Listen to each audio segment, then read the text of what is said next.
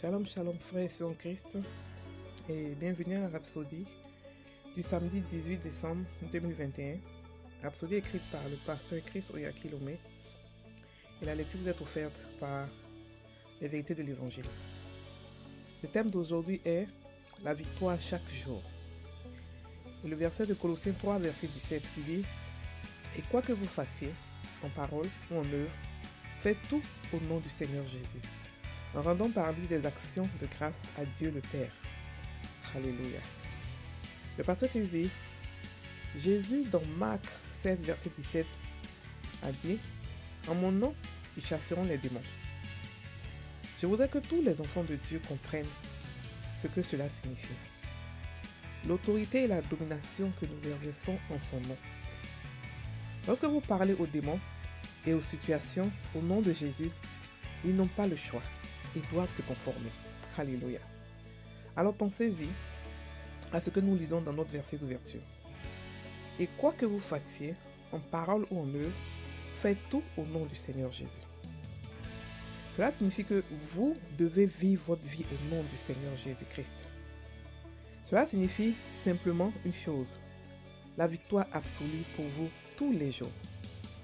Si vous faites ce que dit la parole, votre vie serait pleine de joie, de gloire, d'excellence et de victoire. Vous ne pouvez pas échouer ou être vaincu en son nom. Alléluia. Lorsque vous priez, vous êtes en train de recevoir des réponses parce que chaque requête que vous faites, vous le faites au nom de Jésus. Le Père voit vos requêtes comme celles de Jésus. Vous priez à sa place, puisque Jésus ne peut être rejeté. Votre requête ne peut être refusée. Gloire à Dieu. C'est une chose légale. Il nous a donné la procuration pour utiliser son nom et vivre en son nom. Peu importe les défis auxquels vous pourriez faire face, si vous utilisez le nom de Jésus, la victoire est assurée. Loué soit Dieu. Alléluia. Le pasteur aujourd'hui nous parle du nom de Jésus, qui nous donne la victoire assurée tous les jours. La Bible dit dans Colossiens 3, verset 17, « Et quoi que vous fassiez, en parole ou en œuvre, faites tout au nom du Seigneur Jésus, en rendant par lui des actions de grâce à Dieu, le Père. » Alléluia. Il a dit, faites tout au nom du Seigneur Jésus. Il n'a pas dit, faites tout dans le sang du Seigneur Jésus. Je ne sais pas pourquoi est-ce que beaucoup de chrétiens font tout avec le sang de Jésus. Tout ce qu'ils font, le sang de Jésus, le sang de Jésus. Nulle part dans la Bible, on nous a dit de faire tout avec le sang de Jésus. On nous a plutôt dit de faire tout avec le nom de Jésus. Le nom de Jésus est encore plus puissant que le sang. Si le nom était moins puissant que le sang, la Bible nous dit de faire tout avec le sang de Jésus. Frères et sœurs, nous devons être matures en Christ. Christ revient pour une église mature. Ce qu'il a dit, il a des principes qui ne sont pas compliqués. Il a dit faites tout dans le nom du Seigneur Jésus et non dans le sang. Vous ne pouvez pas prendre le sang pour voyager. Vous voyez ça sur vous partout, sur vos enfants, non. Prenez-vous le nom de Jésus et protégez vos enfants. Protégez-vous au nom du Seigneur Jésus. Par là où je mange, je suis protégé. Au nom de Jésus, mon enfant est protégé. Au nom de Jésus, voici ce que je fais. Voici comment est-ce que je suis protégé. Et non par le sang. Par le sang, c'est être bébé spirituel. Un bébé spirituel, la Bible dit qu'un enfant, tant qu'il est enfant, il est considéré comme un esclave dans la maison de son père. Donc soyons matures, aspirons à la maturité spirituelle. Alléluia. Ça c'était une parenthèse. Et le pasteur explique ici que Jésus a dit qu'en mon nom, ils chasseront les démons. Il faudrait que nous puissions comprendre l'autorité et la domination que nous exerçons au nom de Jésus. Le nom de Jésus n'a pas vraiment besoin de notre foi à nous, non. Le nom de Jésus est par lui-même, par lui seul, dangereux. Normalement, au nom de Jésus, les situations n'ont pas le choix, mais ils doivent se conformer. Oui, non, parce que c'était un décret dans le ciel, sur la terre et sous la terre, que au nom de Jésus, tout genou fléchit. On peut chasser le diable avec le nom de Jésus. On peut chasser tout ce que nous dominons par ce nom. Nous régnons dans ce monde par ce nom. Nous régnons sur le péché, nous régnons sur les circonstances et nous régnons sur le diable. Et nous régnons sur le monde par le nom de Jésus. Nous commençons à vivre par ce nom. ce que nous faisons, nous devons le faire avec le nom de Jésus, dans la conscience que ce nom-là est puissant. Avec ce nom, nous avons autorité sur trois réalités, sur trois dimensions. Avec ce nom. C'est-à-dire qu'avec ce nom, quand nous parlons, les choses se font au paradis. Quand nous parlons, les choses se font sur la terre et en enfer. Un nom qui a autorité sur trois dimensions. Il faudrait qu'on commence à l'utiliser. Parce que ce nom, ce n'est pas lui seul qu'on règne.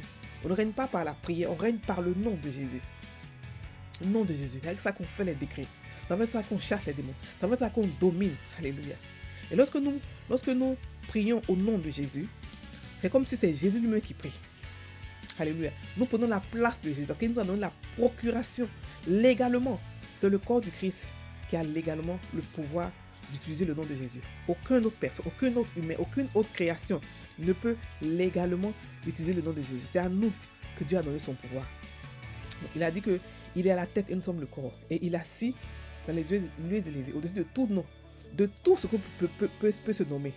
Et nous sommes son corps. Nous sommes aussi assis avec lui dans les lieux célestes, à la droite de Dieu le Père Tout-Puissant.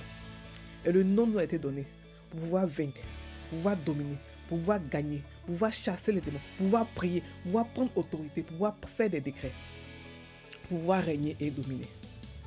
Donc c'est légal pour nous d'utiliser ce nom. Utilisons-le. Peu importe les défis auxquels nous sommes confrontés, le nom est assez puissant pour pouvoir nous donner la victoire tous les jours. C'est pour ça que le pasteur dit on a la victoire permanente. Parce que ce nom est puissant. Il est extrêmement puissant. Écoutez, Dieu a mis à notre disposition beaucoup de choses, beaucoup d'armes pour pouvoir avoir la victoire permanente. Un chrétien n'a pas de défaite. Il n'a que de la victoire. C'est la conscience de cela qui fait la différence. Et dans ces armes qu'il nous a données, on a le nom de Jésus. On a le Saint-Esprit. On a la nature de Dieu que nous sommes. On a la victoire dans le Jésus dans laquelle nous marchons. Mais on a au-dessus de tout ça le nom de Jésus. Alléluia. Ce nom est puissant assez. Que toutes choses se conforment, toutes choses se soumettent au nom de Jésus.